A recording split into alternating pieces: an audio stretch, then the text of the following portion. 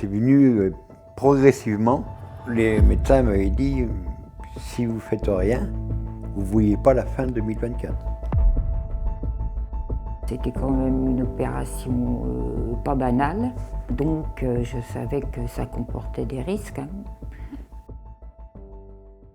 J'ai 69 ans, retraité, après 44 ans de bons et loyaux services, comme on dit. J'ai travaillé dans la restauration scolaire pendant 38 ans. Mon quotidien n'était pas terrible. Oui, j'avais eu des infarctus, c'était pas la première fois.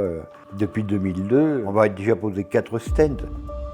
Dès que je faisais un effort ou je voulais faire quelque chose d'assez long, je ne pouvais pas. C'est venu progressivement. Plus ça allait, plus je me sentais essoufflé et moins je pouvais marcher.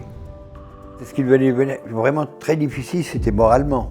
De me voir diminuer comme j'étais, j'avais du mal vraiment à supporter, quoi. Pour moi, c'est ça qui était difficile. J'avais été hospitalisé au mois de décembre 2023. Les médecins m'avaient dit, si vous ne faites rien, vous ne voyez pas la fin de 2024. Et là, on nous a dit que c'était très important. J'ai eu un gros coup et j'étais plutôt mal barré.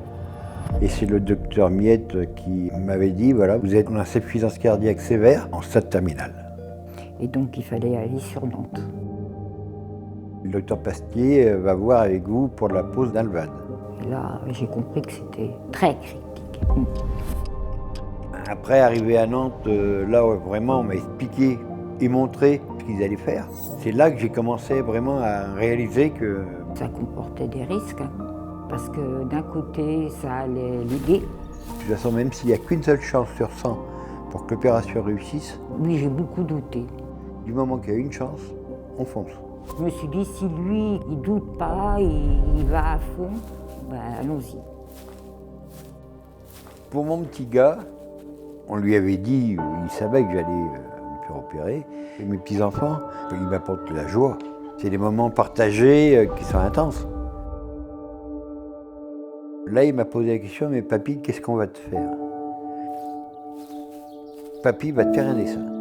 Donc, je lui ai fait le dessin, le schéma de la pompe et tout. Il fait que papy, il pourra retourner faire du vélo avec toi, il pourra refaire plein de choses. Et puis, j'ai dit, écoute, je te promets une chose, papy va tout faire pour revenir. Et il m'a dit, quand papy l'a dit, papy le fait. Je suis rentré le 16 mai à l'hôpital. Et là, je me suis dit, est-ce qu'on a pris la bonne? Donc lui, ça a été relativement plus dur que moi, peut-être. Parce que moi, je me suis dit aussitôt, de toute façon, on va y arriver. Alors que lui était à Nantes et que c'était dur pour lui. Il m'a opéré le 22. Comment s'est passé le retour à la maison? J'étais contente, hein, évidemment. Ça s'est bien passé. Donc il est rentré le 18 juillet. Après l'opération, c'était cool. Et puis, question de douleur, rien. Pour moi, j'ai repris ma vie d'avant. Moralement, j'étais au top. J'ai pris le sport 3 fois par semaine en salle. Et les autres jours, je vais marcher. Je fais tous les jours minimum 5 km. Mais ça ne m'empêche pas, juste après, d'aller faire mes courses. Ça ne me fatigue pas, je ne me sens pas fatigué. Alors qu'avant, je n'aurais jamais pu faire ça, jamais. Des fois, on me dit, mais attends, marche pas si vite. Je dis, écoute, on m'a mis un moteur Ferrari à l'intérieur. Mais c'est normal que j'aille vite.